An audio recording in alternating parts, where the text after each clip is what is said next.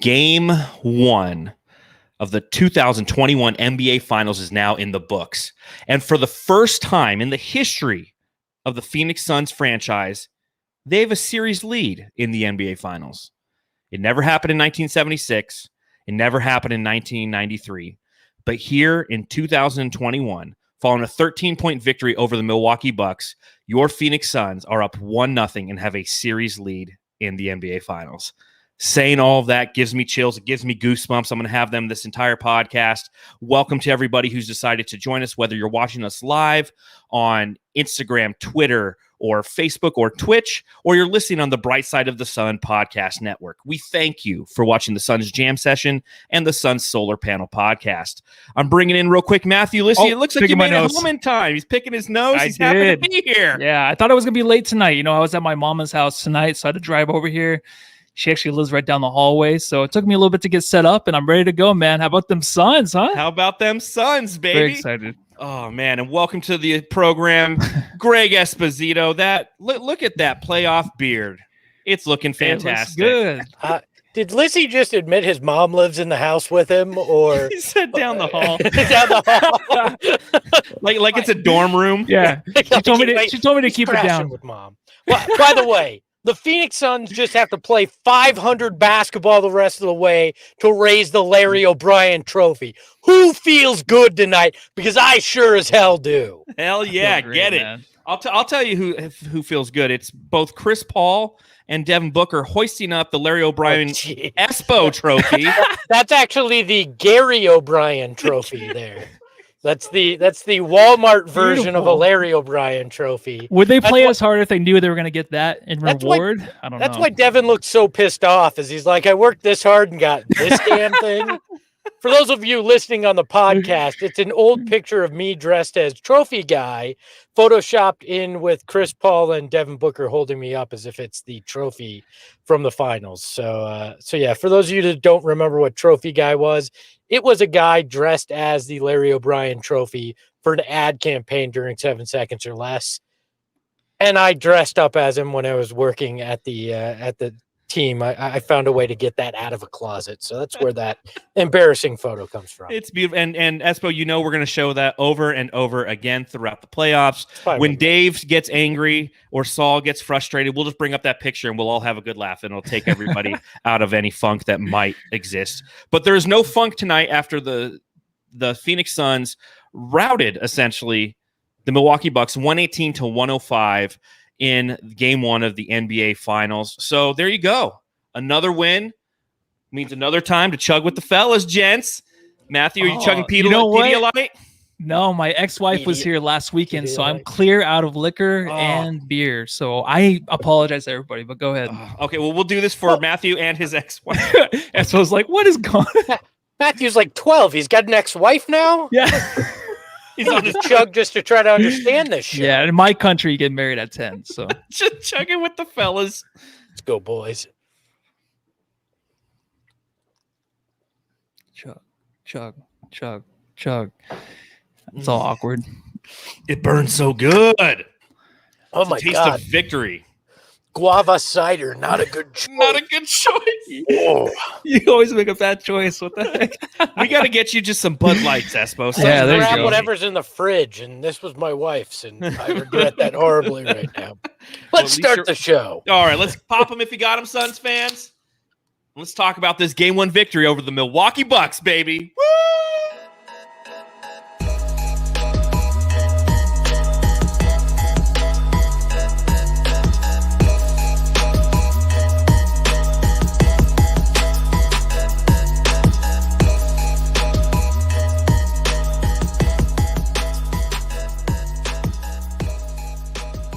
So the biggest news of the night came before tip-off when Giannis Antetokounmpo was a go.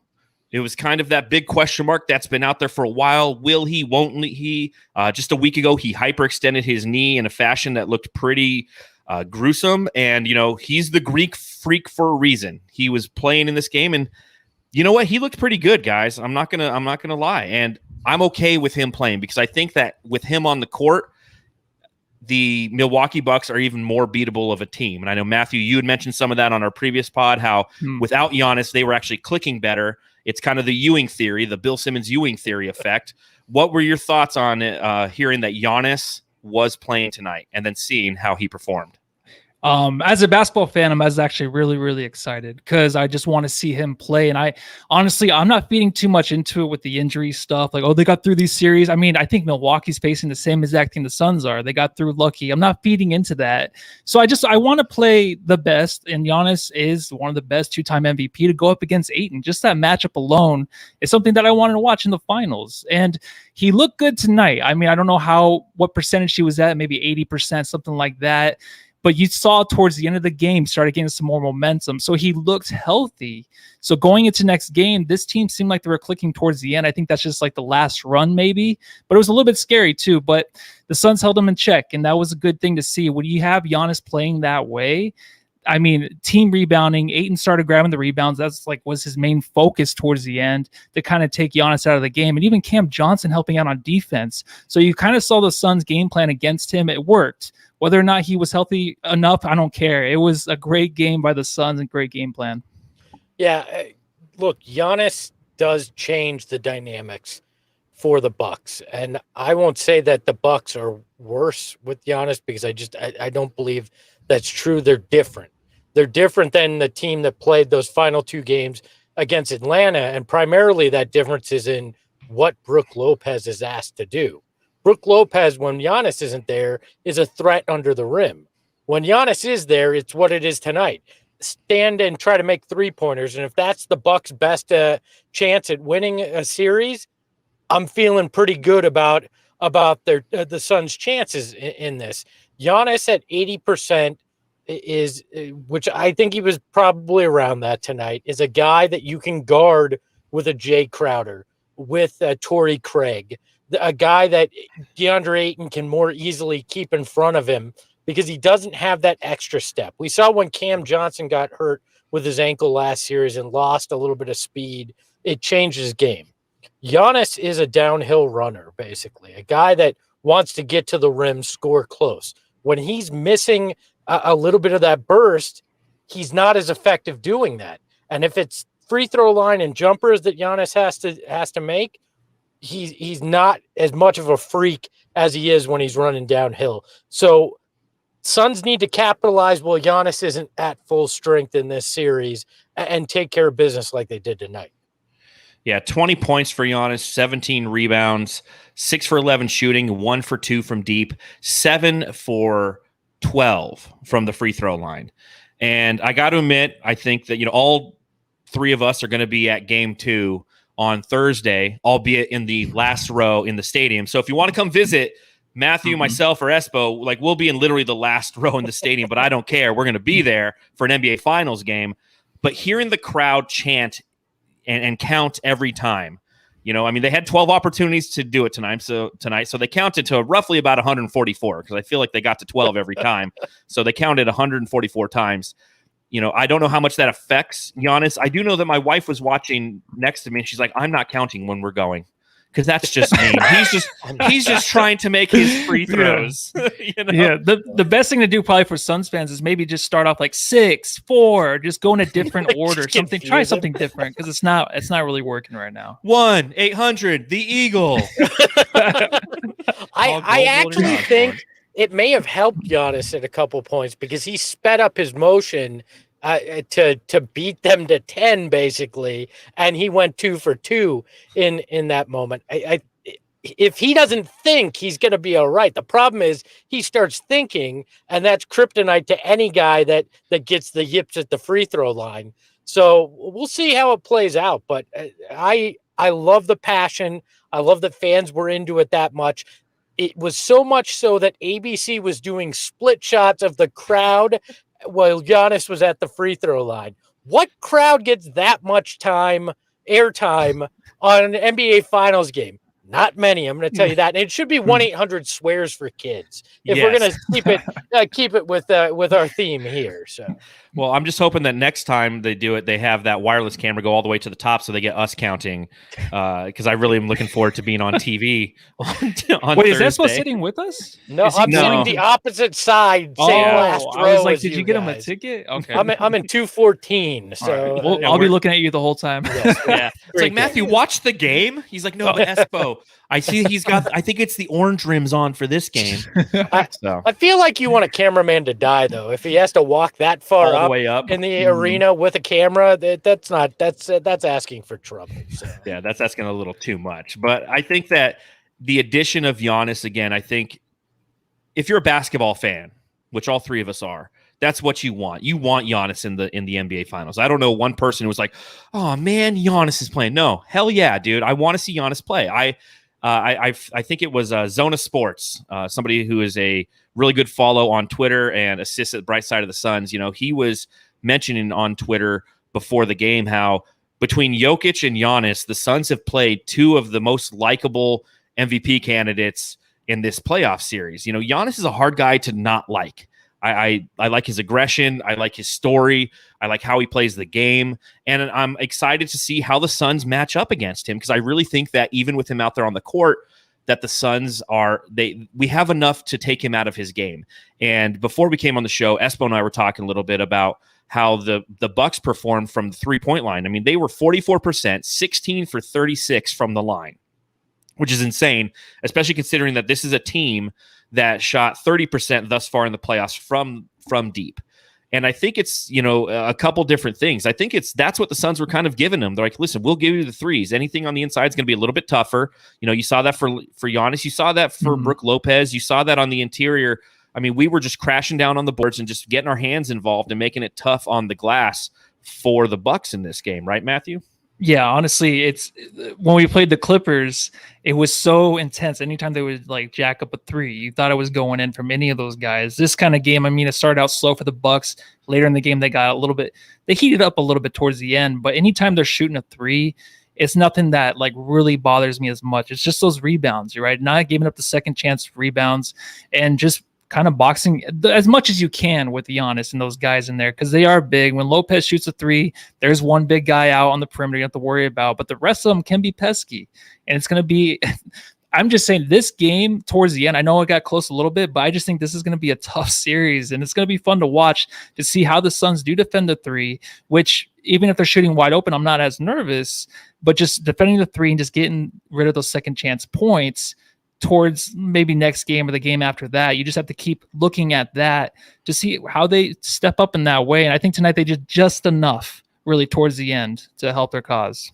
Look, if 9 is close, I'll take that all series long. If Yes. that's the closest the Bucks can cut a lead to. I'm fine with that. You know, you look at it and Middleton and Bryn Forbes and Brook Lopez hit their threes, right? If I had told you that and that they hit them at a 44.4% clip, the Bucks as a whole, you would have thought this was a game that was problematic for the Suns. And it wasn't that at all. I mean, they came through in every way. And I mean, that's with Jay Crowder scoring 1 point. 1 point from Jay Crowder on his birthday. And that was in the last 30 seconds of the game as well. So He overall, he also missed the only free throw for the Suns. yes, yeah, way to go. Son of a bitch. That would have been a record. They had gone 25 for 25. The record was 21 for 21 in a finals, but they don't get that. But look, you look at it and you feel good if you're the Suns. Yes, a lot of things went well, but it still wasn't everybody clicking. I mean, Jay Crowder wasn't hitting. Campaign was pretty good, but you know, wasn't great tonight. He had a few moments. There's still room for this Suns team to improve, and that's exciting. And Giannis, again, I'll finish my Giannis point here, knowing that this is going to be a series of adjustments, and we know that going forward. And you saw a lot of little micro adjustments throughout the game. You saw how, you know, the Milwaukee Bucks were starting with the drop coverage, and they went away with that because Chris Paul and Devin Booker were carving them up, and then they started carving them up in other ways using the high pick and rolls. I mean, it's going to be really fun to see how they navigate those. But one of the adjustments that Milwaukee made was they put Giannis in at the 5 at the beginning of the fourth quarter, and they started off on a 16-7 run. with that lineup. So it's going to be interesting moving forward to see how often Coach Bud from the Milwaukee Bucks deploys Giannis at the 5 and to see how well the Suns can figure it out, because the Suns started to figure it out a little bit. Again, every adjustment that was made in this game, and thus the reason the Suns won, was because every adjustment that was made, the Suns were ready for and executed on their adjustments. Well, and I think you're going to see this all series, is it's a pick your poison situation, right? However the Bucks play, if they drop back on screen and roll, you're going to get killed by the monsters in the mid-range with Booker and CP3. If they step up, they're going to get killed by the lobs to Ayton. And it both happened tonight. And I don't know how the Bucks are going to adjust to take away both. I just don't think that there's a way for them to do that in the way they play. Their hope is going to be either Ayton has an off game, or CP3 and Booker aren't hitting those mid-range shots in a game, and that's when they're going to have a chance. But in a night like tonight, where both factors are in the Suns' favor, I don't see how the Bucks defense can stop this team. No, and there's always someone that's heating up. I think Booker did a good job. It seemed like Chris Paul in the beginning of the game was a little bit, I don't know if he was nervous or what, but just he couldn't get his handle on the ball right away. And I think Booker really filled his shoes in the first quarter by taking over the offense, being smart, playing the right way, finding his teammates, getting to the mid-range, even getting to the rim and drawing fouls. That was really huge for the Suns to start off the game. And that's tough for the Bucks, because it's like, okay, Chris Paul, starts out not so well. Oh, there's Booker. And then here comes Chris Paul in the third quarter. And then you have Ayton in between. You have Cam Johnson, who's just making a name for himself right now, filling in those holes. Like, it's just so much for the Bucks to worry about. I think right now for the Suns, it's like Giannis, Drew Holiday, Middleton, of course, he was heating up towards the end. But that's really, that is as much. It's just the Suns themselves just have too many players right now for the Bucks. It looks like. Did you guys see how Devin Booker came dressed to the arena? Yes. Black John shirt style. Oh yeah, it was. And then during that third quarter and early fourth, it was like somebody had told him that Bobby Portis had killed his dog. He was just like, he was taking it at him, and he was like, "I'm going full John Wick on you. This is not going to end well for you. I'm not happy." John Wick. Yeah, it was perfect. He wore that like in that car too, with the windows down. He always comes in with the windows down. Yep. Yeah, he rode in low and left riding on a high. So it was a hell of a game for Devin Booker, that's for sure. And then look, so many great performances. CP3 showing that, hey, anybody that thought I wasn't made for this, anybody that wondered if this stage would throw me off, or if I was too old, whatever the case may be, he's shutting people up left and right. He came out, and again, first quarter doesn't do anything, doesn't score at all, and then just decides, all right, I'm going to take over. I'm going to make it clear that this is my game, and I'll impose my will when I want, and just ran him out of the building. Just took care of everything for this team tonight, and he and Devin Booker were closers. They did what they needed to do to get the game one win. And somebody in the chat said it, and it's a great point. First win ever in that building for the Suns in a finals, and first time in the history of the organization that they've led a finals series at all. This is a different team. We've said it. There's something special going on, and that this is again, the most complete team in Suns history. They're knocking on the door of being the greatest team in Suns history. Yeah, it's a hell of a ride, just like Booker's ride into the arena tonight. Yes. And, my notes tonight for Chris Paul were this. Tweaked his ankle with 10-17 left in the third quarter. And Matthew, my affinity for 10-17. I noticed that was the time when he did it, because that's my birthday. So I'm like, oh, great. He tweaked his ankle. I'm like, tweaked his left hand. 16 points in the third quarter, all while tweaking his ankle and tweaking his left hand. He scored 16 points in the third quarter. Like, you can't quantify how valuable he has been in these playoffs. I said coming into this series, there's 4 different factors that could equate to a victory for the Phoenix Suns. One is free throw shooting. Okay, you look at tonight, and we clearly outshot them from the line nearly 100%. We shot 96% on our free throws. they made 56.3% of their free throws. That's big. That's big in the finals. Those are free points. Okay, you're standing at the line. Whether they're counting or not, those are free points with the clock stopped. So I said that. I said our depth, which you saw tonight with Cam Johnson and Matthew. Every time Cam Johnson does anything, I think of you. Because you are like the leader of the Cam Johnson fan club. Oh, no way. And when he did the pump fake, well, we talked about in our pre-jam, which we were on Spotify Green Room. Which, but we talked. Thanks for the invite. So, hey, you can jump on it. Listen, you've been busy with 98.7. You're doing all kinds of stuff with those guys, which is so fun to listen to as I'm driving around the valley today. But were you on there today? I'm sorry. Yeah, he was on there today.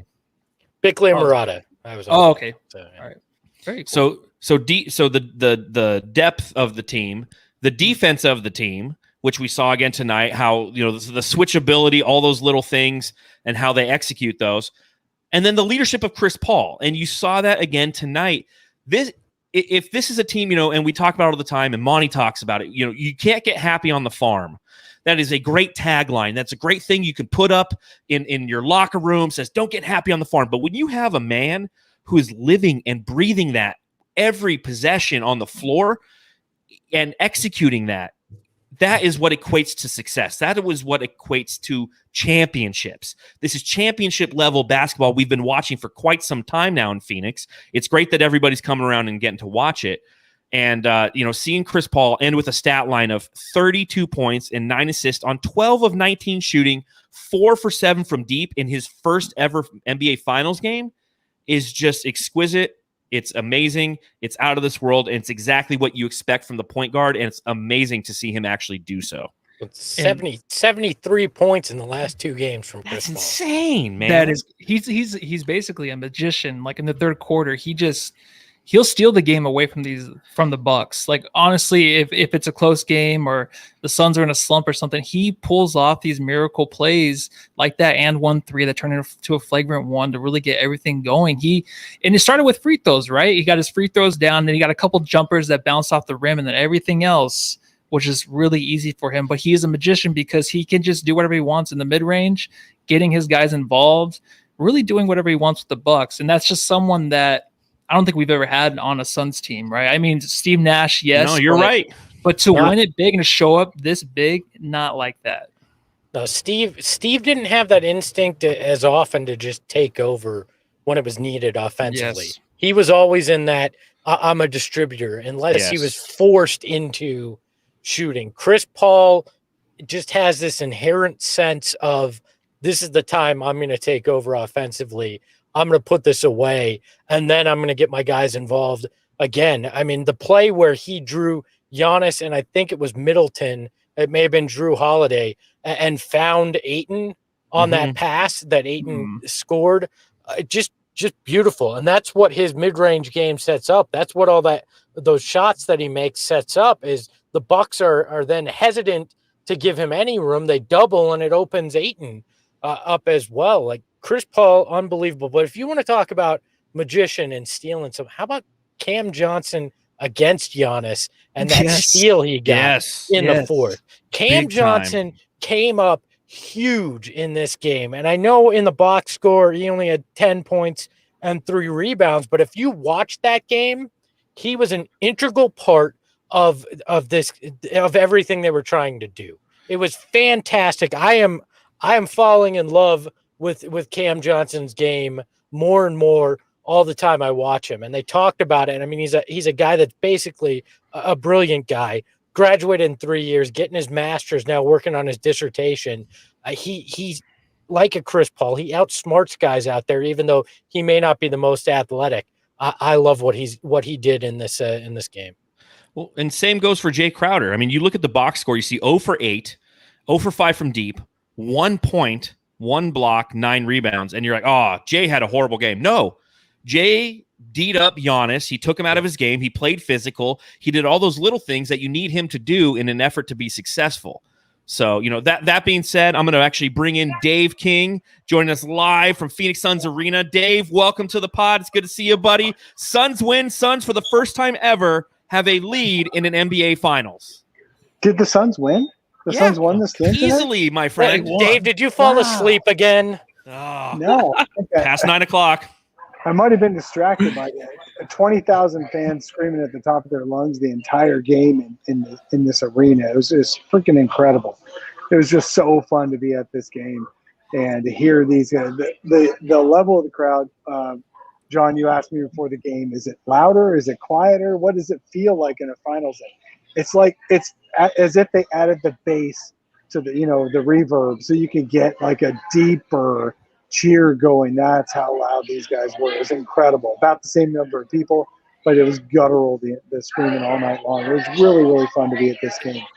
And then Dave thought he was on a deadline the entire time. They're counting down. I got to get this done. Oh, the counting down from 10. Yeah, dude, that was so loud. I don't know how, what, for a while in the Atlanta series, I thought Giannis was using the count to actually get himself comfortable in making his free throws, but it was so loud in this one, I'm not sure if he ever got comfortable. It was great. Now, the Bucks did not play very physical until the very end of the game. We'll see the Bucks play a lot more physical in game 2. You can give DeAndre Ayton only so much credit, a ton of credit. But the Bucks only had 6 free throws going into the fourth quarter, and the Suns had 21. That's like the reverse of that Lakers series. And so I feel like every game in this finals is going to be a little different than the one prior. They're going to hug up on Chris Paul. They're not going to give in. They're probably not going to switch as much. They're going to guard that paint. It's going to be totally different. But this game, the Suns have never had a lead, as you guys just said, probably about 10 times already on the pod. But the Suns have never had a lead in the finals.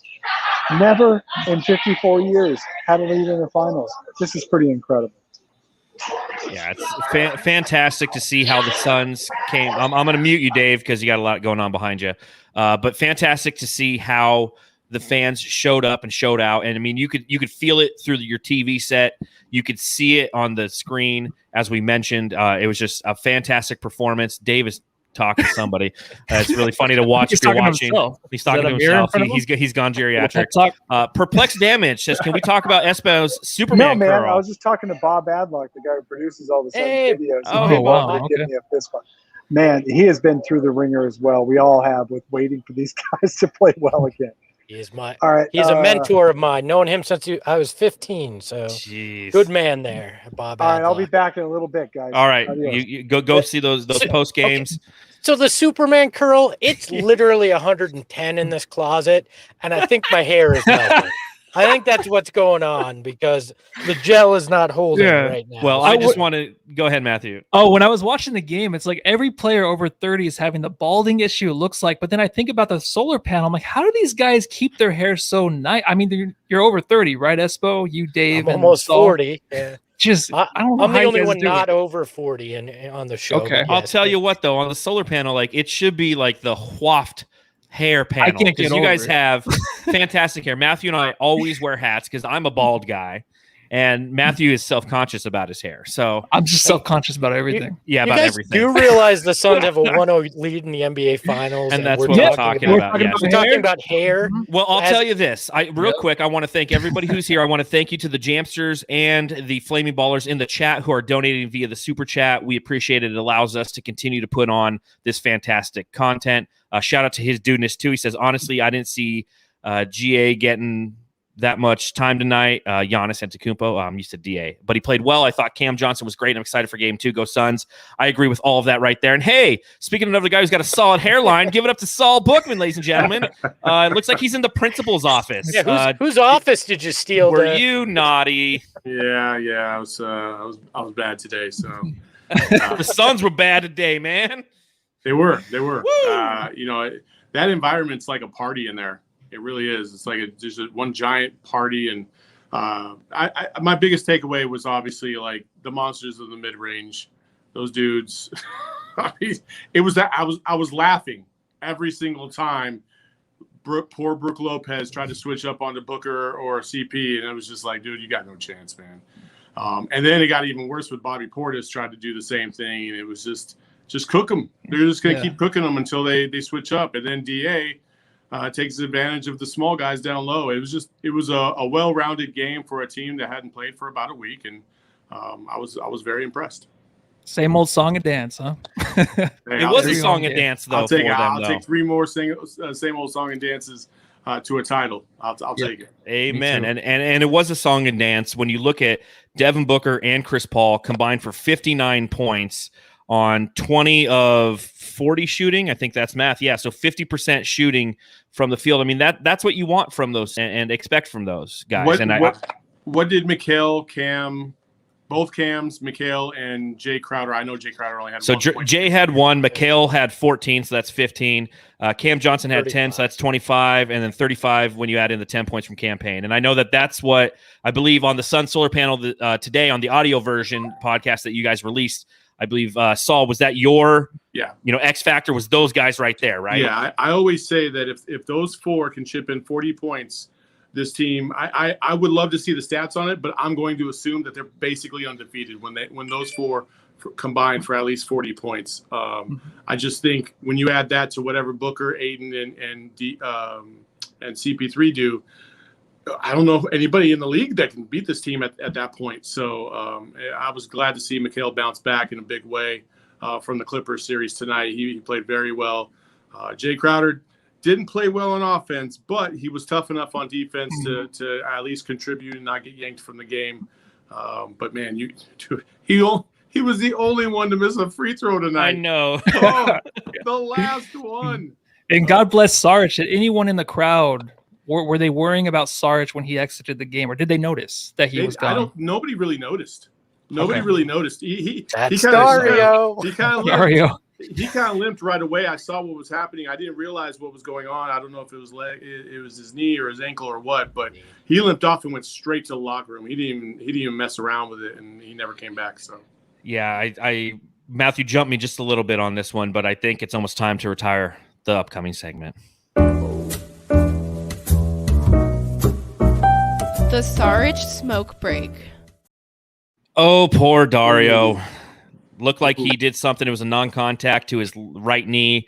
I don't know how much we'll see of him moving forward in the series. It looks like we all need to reach out to Espo and say, hey, can we buy a little stock on Kaminsky Cove there? Because I know that you've had timeshares there now for a long, long time, and we're going to see plenty more Frank minutes, and I think that'll be adjustment for the Suns going into Game 2 is how to make him somewhat effective when he's got to body up Brook Lopez, right? I don't know if you're going to see more Kaminsky. I don't know if you're going to see more Kaminsky. More Cameron Johnson. That's what we need. Yeah, you might see more Cam Johnson. You might see a few more minutes for DA like you did tonight. And Torrey Craig. I think he can handle that. I think he can handle it easily. And Kaminsky came in, he had his moment, and he did not fare well. And that was enough for Monty. And so he brought in Torrey Craig, and they just basically went one man down the rotation and kept going. And poor Kaminsky. Let's be honest, the fish have rotted in Kaminsky Cove, and that stank is Frank. All right. We don't need to go back and visit the cove. We can all the properties boarded up. It's over. We'll leave it where it is. Give me Torrey Craig minutes. Give me Cam Johnson minutes. Give me more DA. I don't think we need to see Frank again. And he played his role this season, and that role is over. Yeah, Matthew, any parting words for Dario? Because I don't know if we'll see him. Just God bless him. He's been amazing this year. He's probably had 5 of the top 10 plays this year for the Phoenix Suns. And I can't wait to rewatch him in the offseason. I can't wait to we need to put together like some sort of video for Dario and all those highlights. It'll be one highlight of him dunking that one time. Did you was say really the five highlights or 5 seconds? 5 out of the top 10. He said 5 out of the top 10 highlights. There's like the Valley Oop, and then like a Dario dunk in Game 4 5 against the seconds Clippers. of him shuffling his feet in the paint. Or the one where he drops a banana peel and slips on that after a dunk. I love that one. That's the Valley Oop, and then the Valley Oops is what we got from Dario. So we shouldn't be doing this. The man's hurt. I feel bad. Of the Valley Oop. Let's talk about just dogging on him. We love Dario, and it sucks to see him not playing out there. But I'll tell you a guy who did play fantastic. Ayton Watch 2021. In his first NBA Finals appearance, DeAndre Ayton, 22 points, 19 rebounds, 8 for 10 shooting. This is a man, dude. That's all I got to say about DeAndre Ayton. I will say this. Chris Paul, I don't know if he said anything yet in the post game, but he felt horrible, at least from his body language. Taking that last rebound? Taking the last rebound, and then he came to the side and realized he took DA's 20th rebound away from him, and then immediately went over to DA and like apologized and like gave him a hug and was like, my bad. So at least he acknowledged it in that moment. But still, like DA, man, he was awesome tonight. He had a little bit of a rough time in the first quarter against Giannis, but just like with any great player, it takes a little bit to kind of figure it out, and then he's good. And once DA figures it out and he's comfortable, it's very, very hard to get by him. And his defensive rebounding is just so damn unbelievably good. It was like that at the U of A too. He just has a knack for it. And when he's into the game, there's not a better rebounder in the game, in my opinion. And DA was phenomenal. Yeah, I shed a tear when I saw the graphic on ABC that DA became only the second player in NBA Finals history to go at least 20 points, 15 rebounds, and shoot 70% in their finals debut. The only other guy, Lou Alcindor. Wow. So the coin toss, the Suns have finally found their center. It was a beautiful thing from DeAndre Ayton tonight.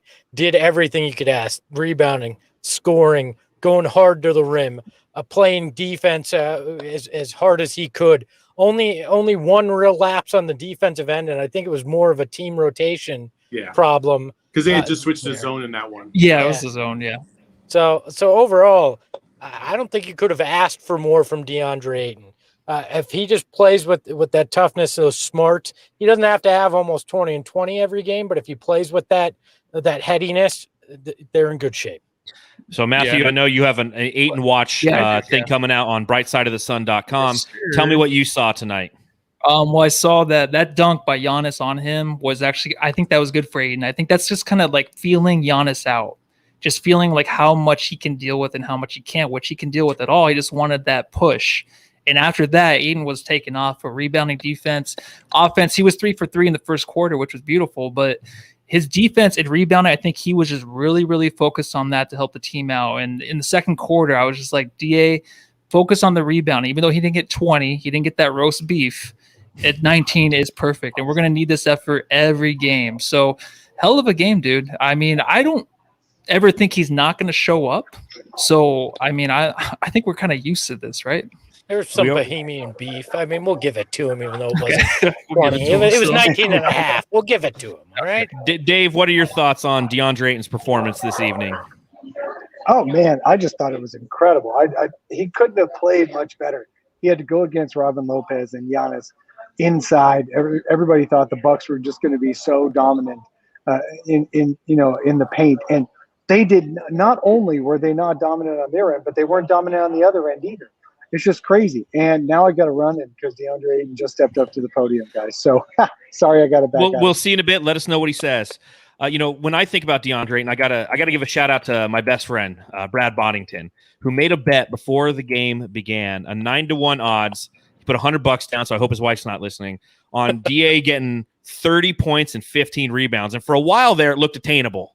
And I told him, I'm like, it might not be the best bet. I don't think he's ever done that in his career. But at the same time, as you see how this series is going to play out, you can see a path for DA maybe putting up one of those 30 and 15 nights. Because if, again, the Suns and their guard play, if they can negate that drop coverage, it's lobs to DA all day long. And when Giannis is on the court, Robin Lopez isn't clogging the paint. He's spreading the floor. We saw that. I mean, he went 3 for 5 from 3, something like that. So he's going to try to spread the floor, and that's going to open up the opportunity for rebounds for DA. But seeing DeAndre Ayton execute this way in a finals game, and we've watched this all playoffs long. I mean, he has been an aberration. And I think you guys were talking about it on your podcast this morning when you were talking about the DraftKings odds, and it was a plus 2,500 for DA. That's where I would put my money, is I would put it on DA, because I think that he is he has potential. When you look at the statistics, when it's all over, he might win you a couple games here. And Espo, this is a good time if you have any ad reads for DraftKings to go ahead and try to read them. Just take less than 5 minutes like you did today. Well, hey, before he does that, I got to take off. I got a long drive to get back to the house because I live all the way out, it feels like in Tucson. But I do want to say this. Towards the end of the game, Giannis, I don't know if you guys have hit on this, but he looked like he was favoring that leg. He looked fatigued. Every time he would come down, he would immediately pick that leg back up just to kind of make sure that he wasn't putting enough pressure on it. I'm not saying that he's going to be out for game 2 or anything like that, but it is definitely something to keep an eye on. I wouldn't be surprised if he was in the same position as he was tonight, doubtful, questionable, and a game time decision as we move forward. So just wanted to throw that out there. Have a good night, guys. Thank you, Saul. We'll see you after game 2, potentially. So let's go ahead. So DraftKings, if you want to save some money, use the code DRYHEAT. You can have a chance to win $10,000 and yada, yada, yada. Pick some good things. Win some money. DraftKings.com. Eligibility restrictions apply. See DraftKings.com for details. It's something like that. So okay, and if we're throwing promos out there, I'll throw one more out there. This Jam Session Podcast is brought to you by Just Sports. Enter the code SUNSJAM at checkout for any of your online orders and receive 15% off of your purchase. That's right.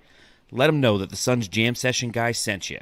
Again, that is promo code SUNSJAM when checking out at shopjustsports.com. I tried it in store again, and they threw me out. Yeah, they don't do it in store. It's all online. That's where I'm getting. I say Suns Jam Session at the register. They go, get the hell out of here.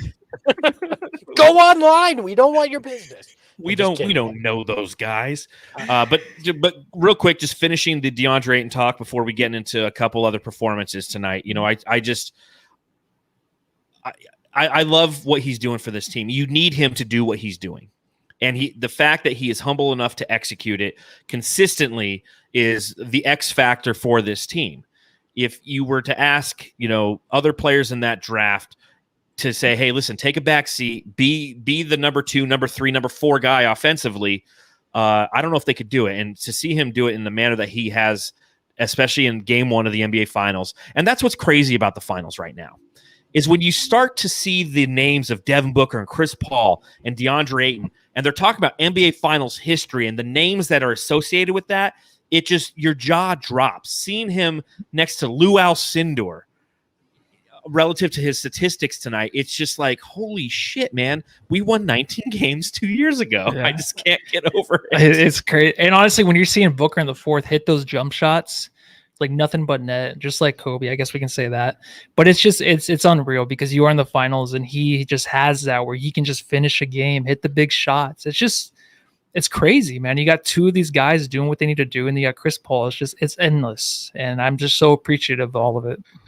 Look, DeAndre Ayton doesn't have to force his will and try to force things offensively. Doesn't have to demand the ball like other people necessarily in that draft. I mean, he gets 22 and 19, and he does it on 10 shots. I mean, he was 8 of 10. Like, he doesn't have to be the guy that sits there and says, I have to be the focal point of this offense, because he gets it done, and he gets it done in so many ways. Defensively doesn't even show up on the box score, and that goes along with those 22 points and those 19 rebounds. DeAndre Ayton, I'd like to welcome everybody that finally joined the bandwagon. We appreciate you being here. It took you a little while, but we'll accept you to the DeAndre Ayton fan club. He's been telling us the whole time too, where it's just like, I'll let the offense come to us. We're like, no, get the ball, like earlier on, and I was wrong. And I'll say that to every bandwagoner who's here. It's funny. You hear a lot of people, oh man, I've been a fan since 1993. Charles Barkley and this and that. And they're like, it's like, nah, you were a fan in 93. Like, there's a difference, but that's okay. Like, I don't care. Like, I go on my Instagram and my Facebook and Twitter and seeing people that I didn't know were Suns fans are at the game tonight. And I'm overjoyed. I'm happy. You're there. You're rallying the Valley. You're doing what this team needs to be successful, is having you there to get behind this team. And thank you to everybody. If you're watching or you're listening to this podcast and you were at the game 1, you were a difference maker. It's a fact. I heard a lot of the Milwaukee media. I've been looking at some of their things over these past few days, and every one of them mentions the home court advantage that this team has. Not to say they have a home court advantage in the fact that their first 2 games are at home, but the impact that the fans make and what you're doing and how loud and sustained that is. That this team is a young team that thrives off of those moments that you're providing to them. So thank you everybody for doing that. It's fantastic to see rally the valley and let's keep it going all the way until we get this championship, because I want 500,000 people in 100-degree heat celebrating a parade. I do too. I want to wear my Frank the Tank tank top outside. Have him autograph it. Look, if you were a fan of Dan Majurl or Rajon Bell or Goran Dragic, I'm glad to have you back in the fold now. Look, I don't care. The bandwagon can be ginormous. It doesn't matter. It doesn't matter if you've been here through all of it. I don't care. Enjoy the ride. That's what this is about. It's about casual fans coming in and enjoying and becoming part of the Suns family. It's about the Valley, not about the small subsection of the Valley that rooted for this team when they won 19 wins. This isn't some damn exclusive club in Scottsdale that we have some velvet rope around. Everybody come on in. Let's have some fun. It's a party. Yeah. This isn't Scientology. Anybody can get in. Easier than that.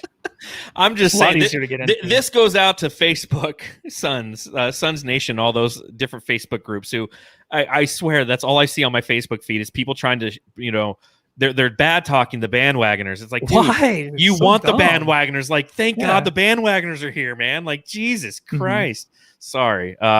Let's focus back on the game, and this should be an interesting one. And I'm interested to see what you guys say and what our listeners say.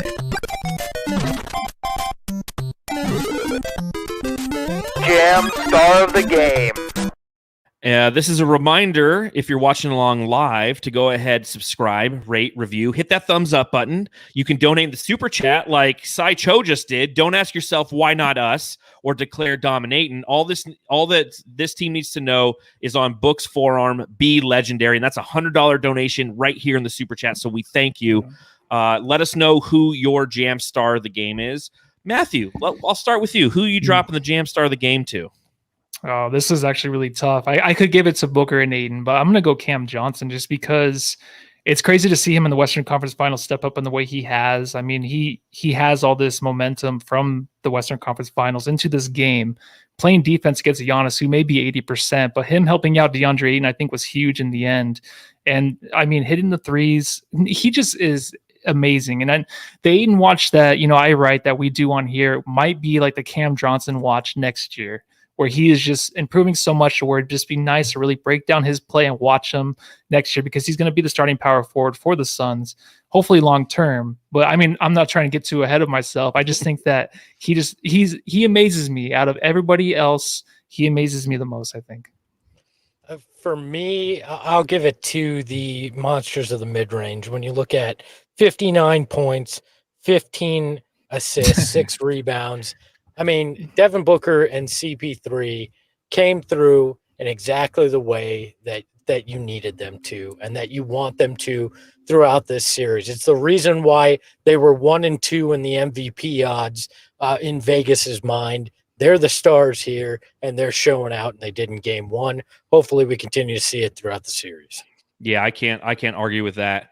Shout out to Scott Lacey, who dropped $5. He says the Suns are a sharing team, and I want to share as well. So thank you for sharing. But I think that, that kind of plays right into Espo's points about the monsters of the mid-range, because, not only were they doing it with their effectiveness shooting in the mid-range, but dishing the ball out. I mean, this team had 21 assists on 40 shots. 18 assists on 41 shots, but the majority of those came from Devin Booker and Chris Paul, who combined for a total of 15 assists. And, that's the backbone of this team is ball movement, is finding those mismatches.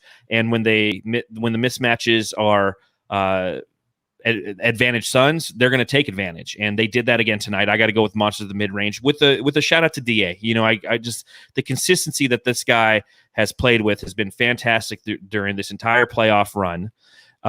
It's something that we always had frustrations with during the regular season was his lack of consistency. And now he's just straight up consistent. And, you're seeing that across the board with all aspects of the Suns everybody except for Jay Crowder. And you know what? That's great. Mm. Jay Crowder went for 1 point tonight on 0 for 5 from I'll deep take and that. 0 for 8. I'll take that, and we won.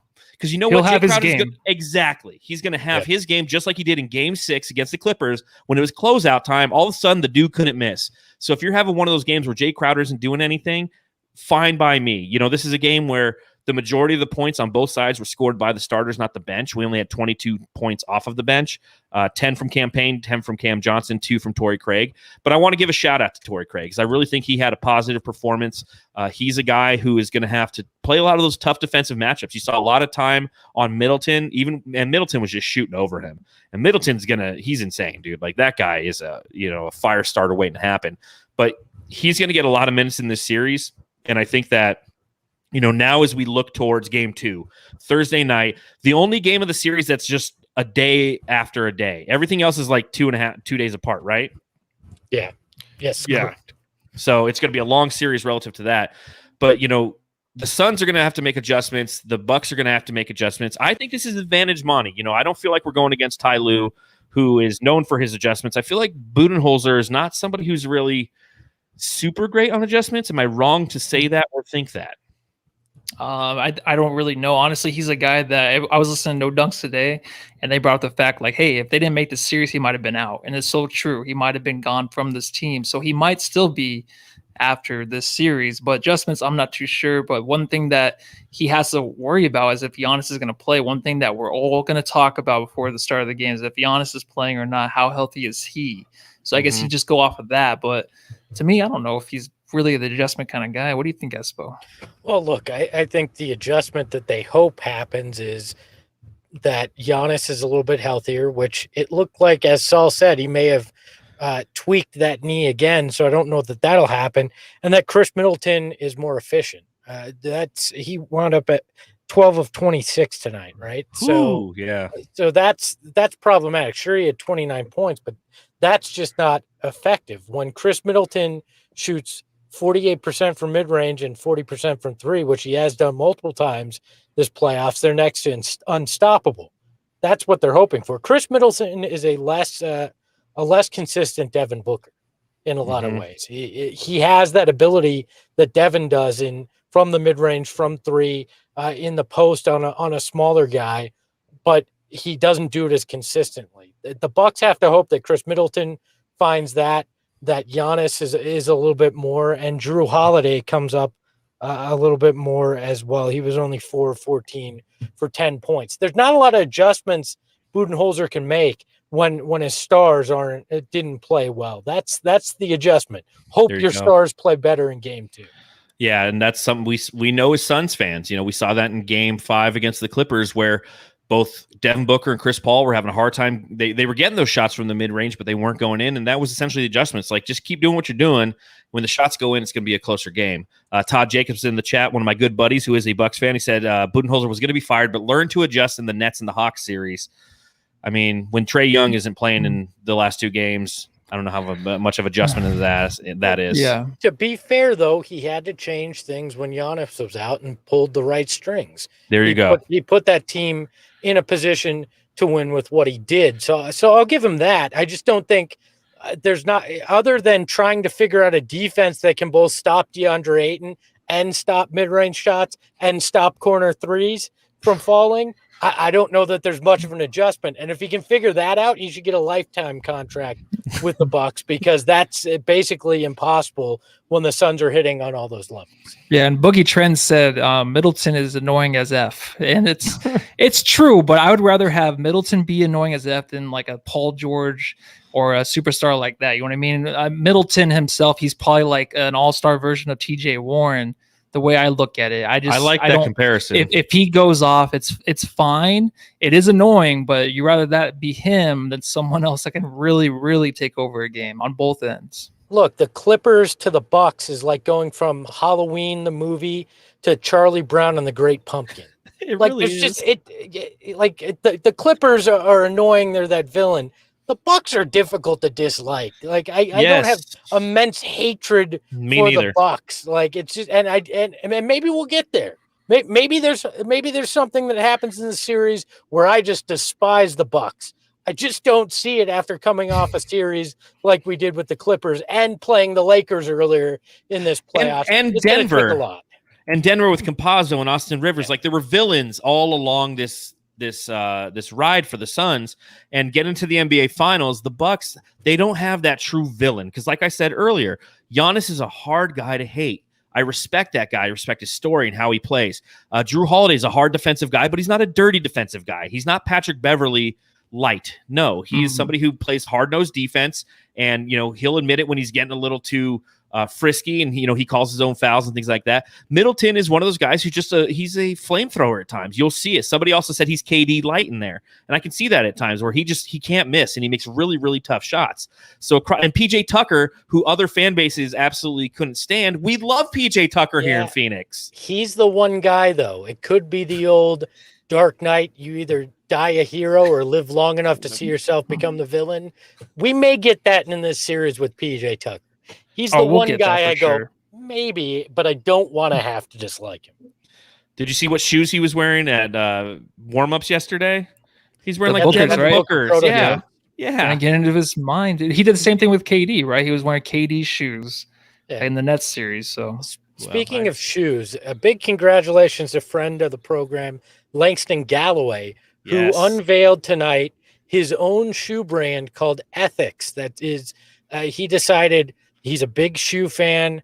He wanted to leave a legacy for his kids. So he launched his own shoe brand that's all based around how he fought from not being drafted, playing in the G League, getting to the NBA Finals. So a big tip of the hat to Langston, who wore those tonight, and we'll start selling those in the fall. So exciting news from him. Yeah, and he teased it on Saturday's show. We asked him, what shoe game do you have coming up for the finals? We had no clue, and he goes, I got something big. Well, he came through. He had something big, his own brand. So gotta love Langston Galloway, and a great friend of the show for the Sun Solar Panel, and it's always great seeing him when he comes on there. Just another quality individual that makes up this roster for the Phoenix Suns. So speaking of brands, if you go to shirts.sunssolarpanelpod.com, we've got a new Win One for Al t-shirt, which is an Al McCoy t-shirt that I love. One of my favorites. It's a great t-shirt. We're going to have so many good shirts. We're going to have a new one for every game in the series. We only have 5 designs, so hopefully it's 5. Or we're going to have to work overdrive to get that 6th and 7th. But we're being optimistic right now. All right, so VD Kings in the chat before we get out of here. Guys, Game 2 prediction. Let's start with you, Espo. Well, pessimistic Espo is back because I'll be in the building, and I seem to never get to see a win in that building, even when I worked there and was at pretty much every game. So I don't know. That scares me, but I still think the Suns are going to take care of business at home. I just think it may be a little closer than it was tonight, and a little more gut-wrenching to get the win. That actually scares me too, because if the Suns are losing this game, I might have to call security and then watch you from the other side of the building take you out down the stairs. If they start losing big, I'll just take myself out to the parking lot. All right. And, I think they'll win. I'm just kidding. Don't worry. Yeah. Before the chat freaks out and floods my Twitter stream, I think it'll be all right. Yeah, Matthew, I predict they'll win too. It's going to be really tough. If Giannis starts, if he doesn't start, it's going to be really tough. I think they got some kind of momentum towards the end of the game. I think that's just like the last run, like I said. But I mean, it's the finals, man. It's supposed to be tough, even if it was only a 9-point game. And then, the Suns could have let them closer, but they didn't. I mean, it could be closer than that the next game. I still just think it's going to be a win by the Suns. Hey, to Bills fan 2012 in the chat, if you want me to stay home, $26,000 is the number. If you guys get to 26,000, I'll sell my ticket and I won't go to the game. Well, here you go. Here's the other side of hard, if you will. Matthew and I have good luck when we go to games. I remember years ago, like 2 years ago, when DeAndre Ayton was a rookie and Matthew and I were at a game, we saw him score 20 points in a quarter. I mean, we've seen a lot of really good games in there. We were there for Game 5 when the Suns blew out the Lakers. So 2-on-1, You bring the negative juju. We got the positive juju right here. We're going to bring back a victory for the Phoenix Suns. I want to go up 2-0 in this series, and I think that everybody in the chat agrees as well. So yeah, but we were in the Blue Moon Lounge during that quarter, I think, John. that is no, we came, but no, we were there. We were there. Oh, It was we the were? third quarter. Okay. Yeah, we were there. Okay. We were just intoxicated. On that note, ladies and gentlemen, I think it's time to get out of here. So this is a reminder to everybody to follow the show on Instagram, Twitter, Phoenix Fans app at Suns Jam. You can follow the Suns Solar Panel at Suns Solar Panel. You can follow me at Darth Voida. You can follow Matthew. Matthew Lissy. You can follow Espo. At Only Suns Fans? No. At Espo. At Suns Fan in 93, not since 93. And this is a reminder, if you're watching on YouTube, please subscribe and smash that like button while you're here. Feel free to donate via the super chat. Subscribe, rate, and review if you're listening on the Bright Side of the Sun podcast network, and leave a 5-star review on Apple Podcasts. We'll read it right here on the pod. Like Arturo Villa Cordova, he said, great listen. Barbecue chicken isn't my thing, though. I prefer some tacos and beer with my sons. So thank you for that 5-star review on Apple Podcasts. On that note, Matthew, got anything else for the folks out there? If Espo doesn't steal it, go home and love your family. And go home and love your Giannis as well. And I'm at home, so I'm already here. So take care, Suns fans. We'll see you live after game 2. We're gonna be at the game, so it's probably gonna be about an hour later. Traffic getting out and everything, so we won't be live right after the game. But to our loyalists, you know that we'll be here live for you after the game. So let's stream it from the car while we're driving home. Yeah, that's kidding. Well, I'm gonna be taking an Uber, bad idea. so I could. all right. Superman Curl, we're out of here. Take care, everybody. Bye.